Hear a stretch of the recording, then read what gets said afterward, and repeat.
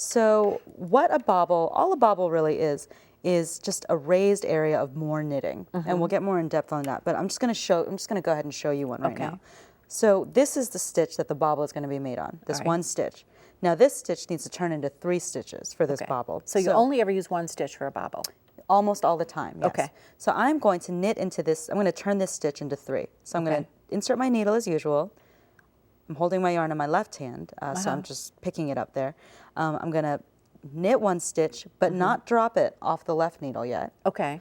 Okay, I'm going to knit into the back of the same stitch, so that means that I'm going to knit in front into and this. now in your back. Exactly. I'm going to knit into this back leg. That's your second Pull up stitch. another loop of yarn, and then knit into the front again. Okay. Okay. And that gives you your 3 stitches, correct? Right. So now you can see that this 1 stitch has become 3 stitches. Right. Okay. And I'm not going to actually keep knitting now. I'm going to turn around and work those 3 stitches again. Which gives it a raised effect. Which just makes more knitting there. Yes. So I've purled 3 stitches because I'm working a stockinette stitch fabric. I'm going to turn the work again. I'm going to knit those same 3 stitches. 2, 3.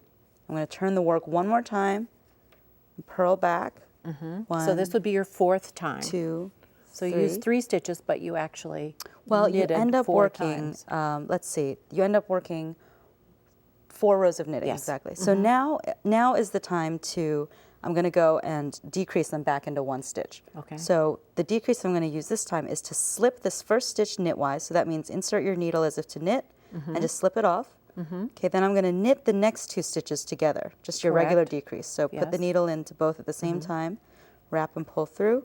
So now I have 2 stitches left, and then I'm going to take that first stitch and pull it over. And you can really see how this is just this extra strip of knitting that started out as 1 stitch, became 3 stitches, and we worked 4 rows, and then it turned into 1 stitch Now, again. would you normally just put your finger? Oh, no, it just pops up by itself. It pops up all by itself. So you don't have to really do anything. When you go and you continue knitting the rest of the fabric, it sort of hunkers down and on its own pops out. And you get these great bobbles that are all in a row. That's nice. So the pattern for this sweater is on the website too, by the way. And this looks, you think these look hard, but they're not. No, they're really easy. I'm going to show you a couple different ways of doing them actually on this swatch, which is all bobbles. Okay, so I'm just going to work up to the point that I've got my bobbles here. And there are so many kinds of bobbles that you can knit. You're almost, it's almost infinite, the combination of number of stitches that you want to use, the kind of stitch that you're going to use, how far you work them. You don't have to use stockinette stitch. You could use a different stitch in the bobble too. So here's Just makes it fun. So here's a neat trick for when you're making bobbles. Okay, when you increase that 1 stitch into several stitches, there are a couple different ways to do it. You can do what we just did, knit into the front and the back and the front again. You can also knit into it without dropping it, make a yarn over on the right needle, and then knit into the front of it again. Okay, so you and knitted into the front both That will times. give you 3 stitches. And this stitch will get a little bit stretched out, but that's okay. It'll be mostly hidden by the bobble. And now, instead of turning the work, because that can get very tedious, especially when you've got several rows to work, rather than turning it, you could knit backwards. Okay. Okay, so keep the right side of the work facing you. And I'm going to show you how to do it on the left, holding the yarn in the left hand, because that's what Everybody I should do learn right that now. because it's so efficient. Well, it can be. So what I'm going to do is I'm really purling from the right side, if that makes sense, or it knitting does. backwards. It's the same thing. So I'm going to stick my left hand needle now. So the stitches usually move from this needle to this needle. Now they need to move from this needle to this needle. So I'm They have going to return to your original needle. So I'm going to put the needle in to that back loop from the front to the back. Now I'm going to wrap the yarn around the needle. I'm going to pull it through. And it automatically returns to the other needle. Exactly. I'm going to do that again. Put it into the back of the stitch. Wrap the yarn around and pull it through. Back of the stitch, wrap the yarn around and pull it through. And now I'm ready to knit again. And you can see that that's knitting just from the front. Sure. Okay, I'm going to knit these 3 stitches again.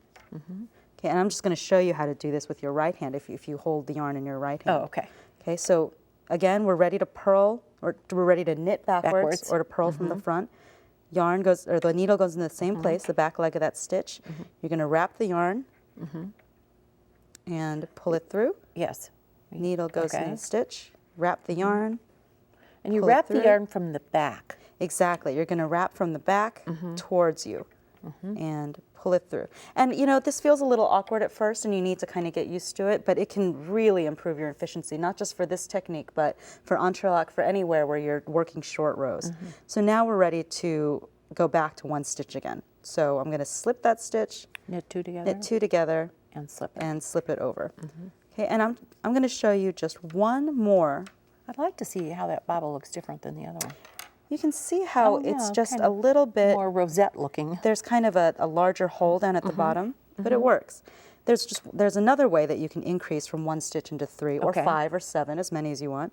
As Okay, big as you want your bobble. exactly. You can just knit into it and then knit into the back. Oh, I'm sorry. You can knit into it and then purl into the same stitch Okay. and then move the yarn to the back again. And knit again.